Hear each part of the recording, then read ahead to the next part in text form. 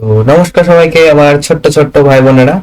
তো আজকে আমি তোমাদেরকে যেটা পড়াতে চলেছি সেটা হচ্ছে সপুষ্পক উদ্ভিদের নিষেক পদ্ধতি। তো এটা অনেকদিন ধরে আমি বানাবো বানাবো বলছিলাম, কিন্তু হচ্ছিল না বিভিন্ন কাজের কারণের জন্য। তো কিন্তু ভিডিও করার আগে আমি একটা জিনিস বলে দিই, তোমাদের কাছে আমি ক্ষমা চাইছি। তার কারণ হচ্ছে অনেকদিন আগে আমি বলেছিলাম ভিডিও দেবো, কিন্তু দিতে পারিনি অনেক সমস্যার কারণে। তো এখন আমি দিচ্ছি।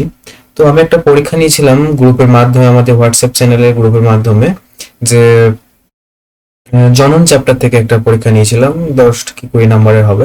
তো আমি সেখানে একটা কোশ্চেন দিয়েছিলাম যে সপুষ্পক উদ্ভিদের নিষেক পদ্ধতিটি আলোচনা করো ধাপ ধাপ ক্রমে, মানে ধাপে ধাপে লিখতে বলেছিলাম। তো এটা আমার ভাই বোনেরা অনেকেই লিখেছিল, কিন্তু আমার ঠিক পোষায়নি। অর্থাৎ কনসেপচুয়াল তোমরা কেউ লেখোনি। এটা কিভাবে লিখেছিলে, বই থেকে পড়েছিলে, বইয়ে যেখান থেকে পড়েছিলে সেখান থেকে মুখস্থ করেছিলে, সেখান থেকে ঝেপে লিখেছিলে। মানে ঝেপে মানে বলতে চাইছি, মানে খেয়েছো এখানে এবং বমি করেছো এখানে, এরকম বিষয়টা হয়েছিল। তো আমি এই খাওয়া বমি করাটা চাইছি না।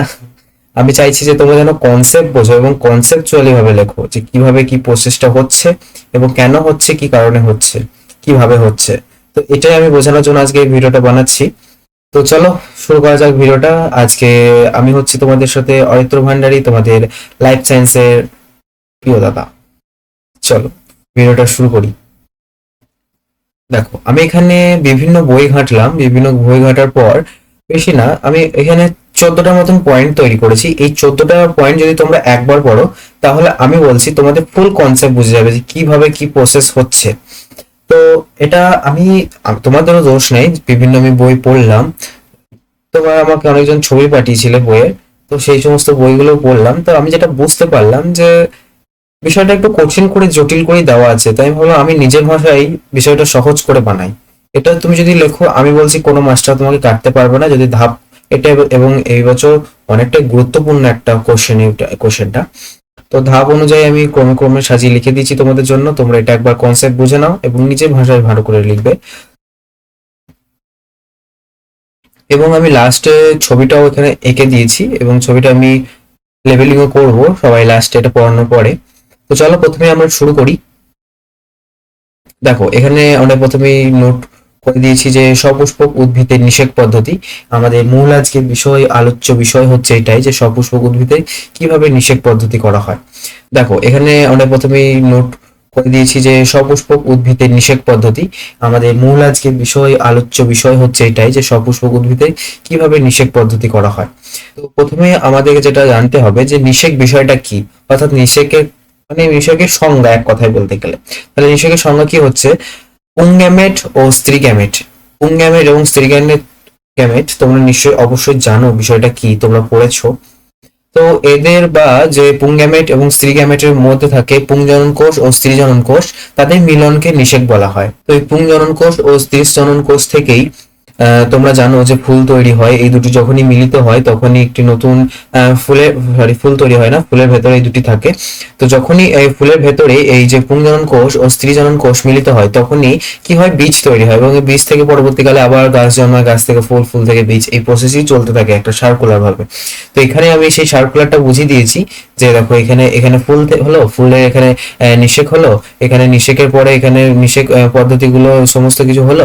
তো এখানে কি হলো, সিড সিড কথা হলো বীজ পরিণত হলো, এই বীজ থেকে আবার গাছ, গাছ থেকে ফুল, এটাই পুরো একটা একটা প্রসেস, সার্কেল এইদিকে চলে আসে, এরকম করে সার্কেল চলেই যাচ্ছে। তো এটাই আমাদের জীবন চক্র বলতে পারো। আমাদের মানুষের ক্ষেত্রেও যেমন ঠিক, গাছের ক্ষেত্রেও ঠিক তেমনটাই জীবন চক্র চলতে থাকছে। তো চলো আমি এখানে ধাপগুলো তোমাদেরকে একবার আলোচনা করে দিই এবং কনসেপচুয়াল বুঝে দিই, যাতে তোমরা আর খেয়ে বমি না করতে পারো। তো চলো শুরু করা যাক। প্রথমে আমি যেটা 1 নম্বর পয়েন্টে দিয়েছি, যে ডিম্বকের ডিম্বক্রন্থের দিকে একটি স্ত্রীণু মাতৃকোষ 4টি স্ত্রীণু গঠন করে। এগুলো আমি ছবি থেকে বোঝাবো, কিন্তু আমি আগে বুঝিয়ে দিচ্ছি, সেই জিনিসটা তোমরা ভালো করে বুঝে নাও। তো একটা ডিম্বকের ডিম্বক্রন্থ থাকবে, অর্থাৎ আমরা যেটা জানি ডিম্বক, নিশ্চয়ই তোমরা ডিম্বক জানো এবং ডিম্বক রোধকেও চেনো। যদি নাও শোনো, আমি লাস্টে সমস্ত কিছু লেভেলিং করার সময় বুঝিয়ে দেবো। তো ডিম্বকের ডিম্ববন্ধের দিকে একটি স্ত্রীণু মাতৃকোষ 4টি, এখানে কটি স্ত্রীণু গঠন করছে, 4টি স্ত্রীণু গঠন করে। 4টি স্ত্রীণুর মধ্যে সক্রিয় থাকে, কটি সক্রিয় থাকে, একটি। মানে এখানে যেটা 4টি সক্রিয় থাকছে, তার মধ্যে তিনটি বিনষ্ট হয়ে যাচ্ছে, এখানে লিখেছি বাকি তিনটি বিনষ্ট হয়ে যাচ্ছে মানে নষ্ট হয়ে যাচ্ছে। তাহলে পড়ে থাকছে কয়টি? একটি। তাহলে আমাদের সক্রিয় স্ত্রীরেণু কয়টি? এই একটি। এই সক্রিয় স্ত্রীরেণু অর্থাৎ সক্রিয় যে স্ত্রীরেণু একটি আছে, এই সক্রিয় স্ত্রীরেণুটি হ্যাপ্লয়েড নিউক্লিয়াসটি, অর্থাৎ এই যে সক্রিয় স্ত্রীরেণু এটা কিসে পরিণত হচ্ছে? এটা হ্যাপ্লয়েড নিউক্লিয়াসে পরিণত হচ্ছে। এই হ্যাপ্লয়েড নিউক্লিয়াসটি মাইটোসিস প্রক্রিয়া, মাইটোসিস প্রক্রিয়া নিশ্চয়ই তোমরা অবশ্যই জানো, আমি আর বলছি না মাইটোসিস প্রক্রিয়ার বিষয়টা কি। তো এই মাইটোসিস প্রক্রিয়ায় পরপর তিনবার বিভাজিত হচ্ছে, মানে এই যে এইটা দেখতে পাচ্ছ এই একটা পরপর কটাতে বিভাজিত হচ্ছে? তিনবার। ঠিক আছে, এই একটা বিভাজিত হয়ে যাচ্ছে তিনটেতে। তিনবার বিভাজনের পর মোট 8টি নিউক্লিয়াস গঠন করছে। এই জিনিসটা একটু বোঝার আছে, কিন্তু আমি তোমাকে আরেকবার ভালো করে বুঝিয়ে দিচ্ছি। দেখো তাহলে কি হলো, সক্রিয় যে চারটি অর্থাৎ সক্রিয় না সরি ডিম্বকের ডিম্বগ্রন্থে যে স্ত্রীরেণু মাতৃকোষ এই চারটি স্ত্রীরেণু গঠন করলো, তার মধ্যে কি হলো, কোনো কারণবশত সাধারণত কোন কারণবশত তিনটি বিনষ্ট হয়ে যায়। ঠিক আছে, এই তিনটে বিনষ্ট কেন হয়ে যায় সেটা তোমার এখন লাগবে না, তোমরা যখন হায়ার স্টাডি করবে তখন এটা পড়বে। তো এখন যেটা লাগার সেটাই আমি বলছি, যে তিনটে বিনষ্ট হয়ে যাচ্ছে এবং একটি সক্রিয় থাকছে। এই একটি যেটা সক্রিয় থাকছে এটা তিনবার মানে এই একটাই তিনবার বিভাজিত হচ্ছে। এই তিনটে বিভাজনের মানে বিভাজিত হয়ে মোট 8টা নিউক্লিয়াস গঠন করছে। কয়টি নিউক্লিয়াস গঠন করছে? 8টি নিউক্লিয়াস। এই যে 8টি নিউক্লিয়াস গঠন করছে, এই 8টি নিউক্লিয়াসে এবার নিশ্চয়ই কাজ আছে। হ্যাঁ, এটাই হচ্ছে আমাদের মূল কাজ, যে নিষেক হওয়ার এই 8টি হচ্ছে আমাদের মূল। ঠিক আছে, তাহলে এখানে তোমরা এই সংখ্যাটা নিশ্চয়ই তোমরা আশা করি বুঝতে পারলে যে কি বলতে চাইছি আমি। তো বেশ ঠিক আছে, এবার আমাদের আসল শুরু হচ্ছে এখান থেকে, 4 নম্বর পয়েন্ট থেকে, যে 8টি নিউক্লিয়াসের মধ্যে ডিম্বকের দিকে 3টি নিউক্লিয়াস থাকে, বাকি একটি ডিম্বাণু ও 2টি সহকারী কোষ তৈরি হয়। 8টি নিউক্লিয়াসের মধ্যে কি হচ্ছে? 3টি নিউক্লিয়াস।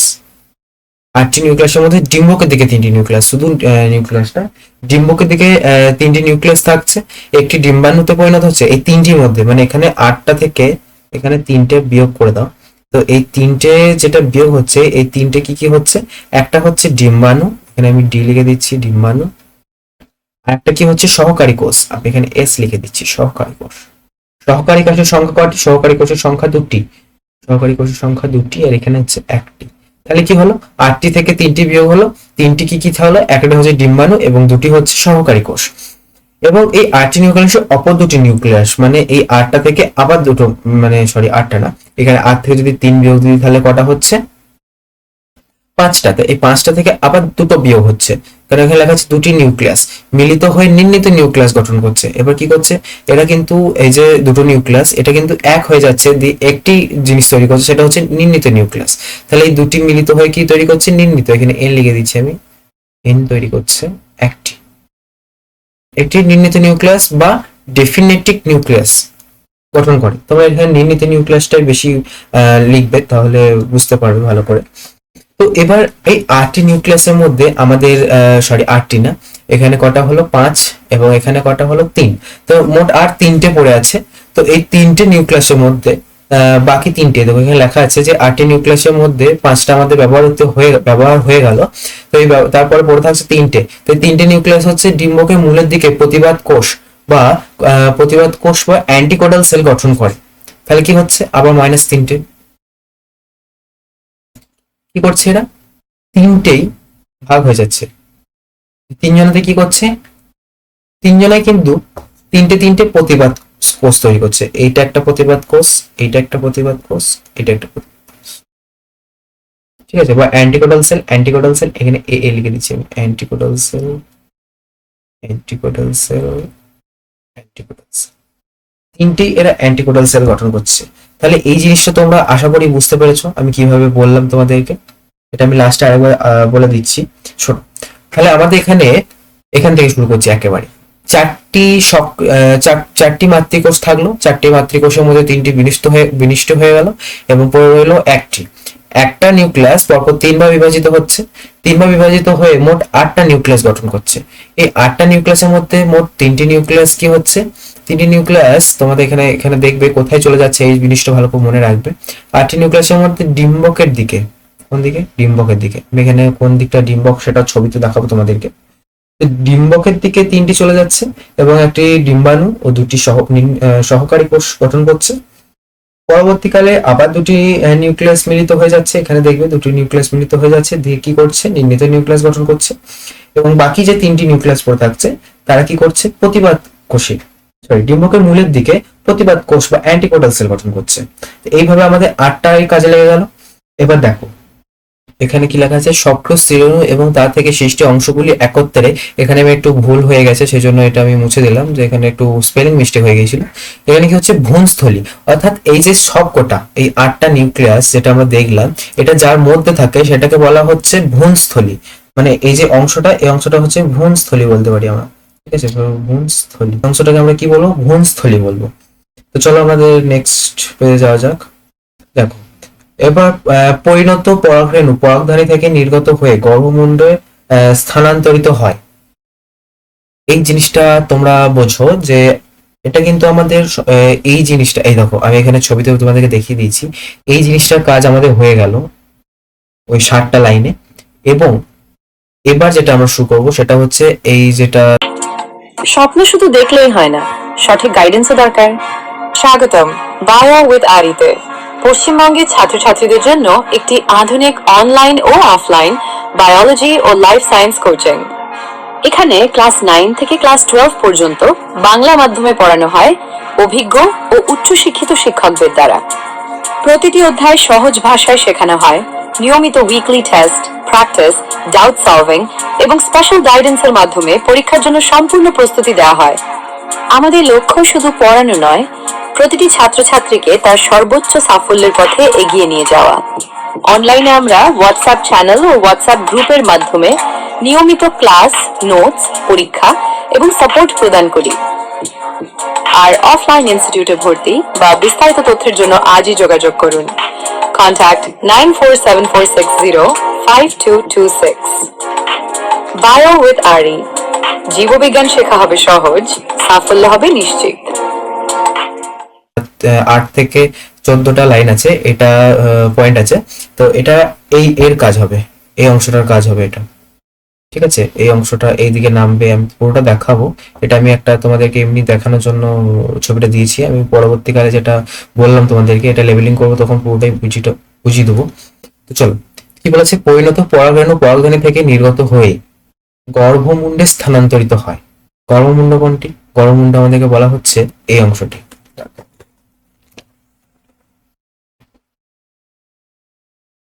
এই যে এইগুলো দেখছো, এগুলোকে বলা হয় গর্ভমুণ্ড। তাহলে কি হচ্ছে, আমি এটা বুঝছি ভালো করে একবার।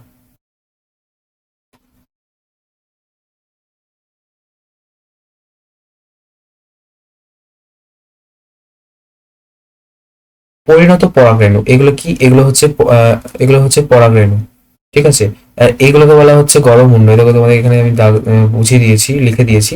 এটা হচ্ছে পরাগরেণু। পরাগরেণুগুলো কি করছে, নির্গত হচ্ছে, দিয়ে গর্ভমুণ্ডে স্থানান্তরিত হয়। তো কি লিখেছে, পরাগনালী গর্ভদণ্ডের মধ্যে দিয়ে বিস্তৃত হয়ে ডিম্বকে প্রবেশ করে। এখানে ডিম্বক কোনটি, আমি তোমাদেরকে এখানে এই লাইনেই বলেছিলাম যে ডিম্বক তো সৃষ্টি হচ্ছে। তো এই যে ডিম্বক, এই ডিম্বকে কি হচ্ছে, পরাগনালীর মাধ্যমে, এই যে পরাগনালী, এই পরাগনালীর মাধ্যমেই যাচ্ছে পরাগনালী গর্ভদণ্ডের মধ্যে দিয়ে যাচ্ছে এবং ডিম্বকে প্রবেশ করছে। পরাগরেণু নিউক্লিয়াসটি পরাগনালীতে এসে দুটি পুংজনন কোষ গঠন করছে। এবার তোমাদেরকে বিষয়টা আরেকবার ভালো করে বুঝতে হবে, যদিও বা এই ছবিটাতে এই যে এখানে পুংজনন কোষের বিষয়টা ছবিটা নেই ভালো করে, আমি এরপরে যে ছবিটা দিয়েছি সেখানে আমি ভালো করে এঁকে দিয়েছি, এটা তোমরা প্র্যাকটিস করবে আঁকার জন্য। তো এই দেখো তোমাদেরকে দেখাই, এই যে পরাগরেণু নিউক্লিয়াসটি পরাগনালীতে আসছে, পরাগরেণুটা একটা নিউক্লিয়াস, সেটা কি হচ্ছে, এই যে পরাগনালী, অর্থাৎ যেখানে ডিম্বকে প্রবেশ করছে, আসলে গর্ভমুণ্ডে যেটা প্রবেশ করছে যে নালীটার মাধ্যমে পরাগরেণুগুলি, সেখানে এসে কি করছে, ওরা দুটো পুংজনন কোষ গঠন করছে। দেখো এখানে আমি ছবিতে তোমাদের দেখাই, এই দুটো দেখতে পাচ্ছ, এই দুটোকে বলা হচ্ছে, কি বলা হচ্ছে, এখানে এখানে দেখে নাও তোমরা, পুংজনন কোষ বলা হচ্ছে। ওই দুটোই পুংজনন কোষ এবং ওই দুটো গঠন করছে। তাহলে কি হচ্ছে, পরবর্তীকালে কি হচ্ছে দেখে নাও তোমরা, পুংজনন কোষ এখানে দুটি হবে, সঠিক ত্রুটি না,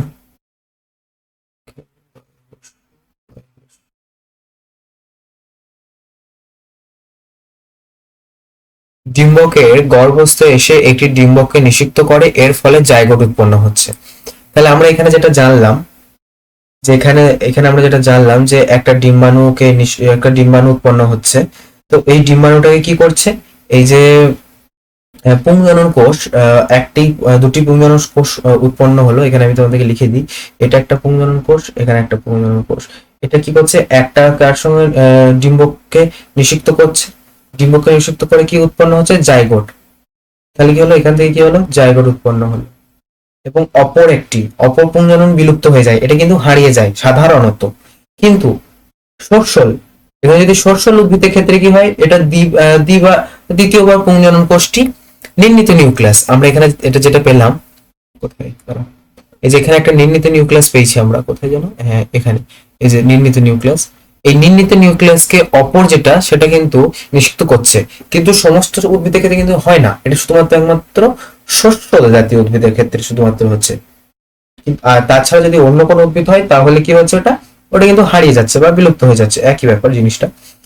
তো সস্যল উদ্ভিদের ক্ষেত্রে কি হচ্ছে, এটা দ্বিতীয়বার পুংজনন কোষটি ওই নির্মিত নিউক্লিয়াসকে নিষিক্ত করছে, সস্যল গঠন করছে। এক্ষেত্রে যেহেতু দুবার নিষেক ঘটে, তাহলে এই গুপ্তবীজী উদ্ভিদদেরকে, যখনই গুপ্তবীজী উদ্ভিদ হবে তখন কি বলা হয়, গুপ্তবীজী উদ্ভিদের নিষেক যেটা হয় সেটা কি হয়, সেটাকে বলা হয় দ্বিনিষেক। অনেক সময় দেখবে এটা বলতে পারে যে সপুষ্প উদ্ভিদ থেকে দ্বিনিষেক পদ্ধতিটা আলোচনা করো, অনেক কোশ্চেনে পাবে তোমরা। তো এটাও যেটা ওটাও সেটা, কিন্তু এটার মধ্যে পার্থক্য কি, এই যে এই 12 নম্বর লাইনটা আমি এখানে হাইলাইট করে দিচ্ছি তোমাদের, এই যে 12 নম্বর লাইনটা, এই 12 নম্বর লাইনটাই হচ্ছে শুধু একমাত্র পার্থক্য। ঠিক আছে, বাকি আগেকার প্রসেস আর এই প্রসেস সমস্ত কিছু এক, সেটা তোমাদেরকে দ্বিনিষেক পদ্ধতি বলুক বা নিষেক পদ্ধতি বলুক, এই লাইনটা থেকে শুধু হচ্ছে আলাদা। এবার পরবর্তীকালে যে জাইগোট উৎপন্ন হলো, আর এটাও তোমাদেরকে আমি লিখে দিই, এটা কি করছে, নির্মিত নিউক্লিয়াসকে নিষিক্ত করছে। নির্মিত নিউক্লিয়াসকে নিষিক্ত করার পর কি হচ্ছে, শস্য গঠন করছে, শস্য। ঠিক আছে, এটা হচ্ছে আমাদের দুটো কি ছিল, এটা এটা হচ্ছে পুংজনন কোষ।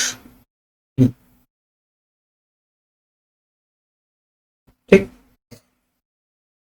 জাইগোট বরাবর এটা কি বরাবর, আচ্ছা। এবার এই যে জাইগোটটা কি হচ্ছে, জাইগোট বরাবর বিভাজিত হয়ে ডিম্বকের মধ্যে ভ্রূণ গঠন করে। এবার কিন্তু এই জাইগট, অর্থাৎ জাইগট থেকে এবার কিন্তু বীজ, বীজ থেকে আবার কিন্তু গাছ উৎপন্ন হবে, তাই তো। তো এই যে গাছ উৎপন্ন হবে, এটা কিভাবে হচ্ছে, এটা আমি তোমাদেরকে বলছি, দেখো। জাইগোট বরাবর বিভাজিত হয়ে ডিম্বকের মধ্যে ভ্রূণ গঠন করে, নিষেকের পর ডিম্বকের বীজে পরিণত হয়। মানে এখানে যেটা আবার ভ্রূণ গঠন করছে, এই ভ্রূণ গঠন করার পর আবার এই একই প্রসেস হচ্ছে, নিষিক্ত করছে, নিষেক ঘটছে, নিষেকের পর আবার কি হচ্ছে, এই ডিম্বকটা বীজে পরিণত হচ্ছে। এবার এই যে এবং যেটা বীজে পরিণত হচ্ছে, বীজের মধ্যে আমরা জানি ডিম্বাশয় থাকে, তো এই ডিম্বাশয়টাই বৃদ্ধিপ্রাপ্ত হচ্ছে, পরে বৃদ্ধিপ্রাপ্ত হয়ে কি হচ্ছে, ফলে পরিণত হচ্ছে। ফল আমরা যেটা খাই সাধারণত, সেই ফলে পরিণত হচ্ছে। বীজের মধ্যে উদ্ভিদ বা ভ্রূণ উপস্থিত থাকে, যা অনুকূল পরিবেশে অঙ্কুরিত শিশু উদ্ভিদ চারাগাছ জন্মায়। এবং ওখানে তুমি যদি মাটি ফেলে, এই যে বীজের মধ্যে যদি তুমি বা ফলের মধ্যে তুমি যদি একটু মাটি ফেলে দাও, তাহলে কি হবে, কিছুদিনের মধ্যে সেখান থেকে শিশু উদ্ভিদ বা চারা গাছ উৎপন্ন হবে। তো সেটাই এই লাইনের মধ্যে বলেছে। তুমি যদি এই লাইনটা নাও লেখো কোনো ব্যাপার না, কারণ নিষেক পদ্ধতি বলেছে, আমাদের নিষেক পদ্ধতি এই 12 লাইনের মধ্যেই শেষ হয়ে যাচ্ছে। এই দুটো আমি এক্সট্রা দিয়েছি, এই দুটো তোমাদের পরবর্তী ধাপটা বোঝানোর জন্য আমি এই দুটো এক্সট্রা দিয়েছি, এটা তুমি যদি নাও করো কোনো ঝামেলা নেই। তো আজকে তোমাদের যে কনসেপ্ট, আশা করি তোমরা বুঝতে পেরেছো। এই জায়গাটা একবার মনে রাখবে ভালো করে, এই জায়গাটা না বুঝতে পারলে ভিডিওটা আরেকবার দেখে নেবে, খুবই ভালো করে আমি বলে দিয়েছি এই জায়গাটা। তো এবার আমি ছবিতে চলে যাই লেভেলিং করার জন্য। তো দেখো, আমি এখানটাকে মুছি, ক্লিয়ার করি।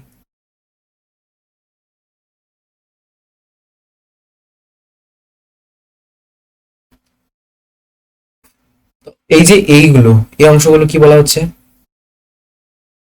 এগুলোকে বলা হচ্ছে পরাগরেণু। এটাকে কি বলা হচ্ছে, এটাকে বলা হচ্ছে পরাগ নালী।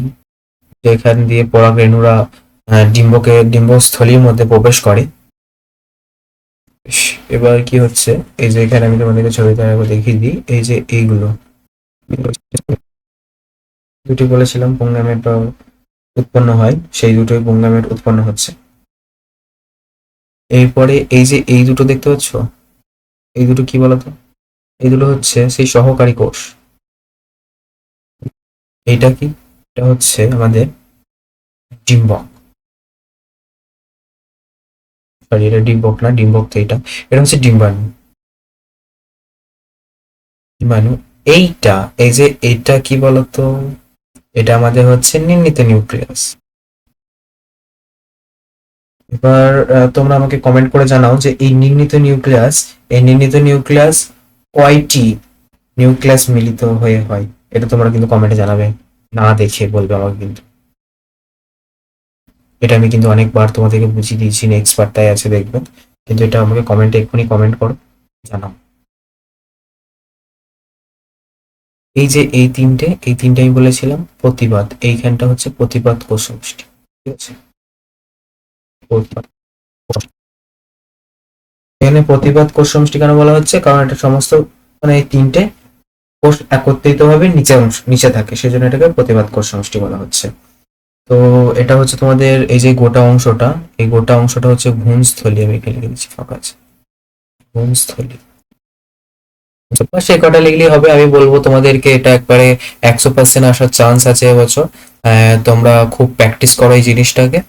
আর আশা করি আমার এই ভিডিওটা ভালো লেগেছে। আমি বলবো ছবিটা অবশ্যই কিন্তু আঁকবে, যখনই 3 নাম্বার হোক বা 5 নাম্বার হোক, যাই হোক না কেন ছবি কিন্তু অবশ্যই দেবে। ছবিটা প্র্যাকটিস করবে, অনেক তাড়াতাড়ি হয়ে যাবে। আশা করি তোমরা জিনিসটা বুঝতে পেরেছো। যদি না বুঝতে পারো তাহলে আমাকে আবার বলবে, তোমরা হয়তো কমেন্টে বলবে বা আমাদের হোয়াটসঅ্যাপ চ্যানেলে যারা আছে তারা হোয়াটসঅ্যাপ চ্যানেলে বলবে আমাকে পার্সোনাল মেসেজ করে, যে তোমাদের কোথায় বুঝতে অসুবিধা হলো এই ভিডিওটাতে। আমি আরো একবার বুঝিয়ে দেবো, তোমাকে কল করে বোঝাবো দরকার পড়লে। আমি এমনই তোমাকে কল করবো, ভিডিও কল করবো, তো তাও না হয় আমি তোমার বাড়ি চলে যাব, যদিও বা সেটা সম্ভব না, অনেক দূরে যদি তোমাদের বাড়ি হয়, কিছু করার নেই আমার, কিন্তু আমি তাও তোমাকে বোঝাবো, তারপর ছাড়বো। তো ভিডিওটাকে দেখার জন্য অসংখ্য অসংখ্য ধন্যবাদ। আশা করি তোমাদের পরীক্ষা ভালো হবে এবং অল দ্য বেস্ট। চালিয়ে যাও। কোন ভিডিও লাগলে আমাকে অবশ্যই বলবে।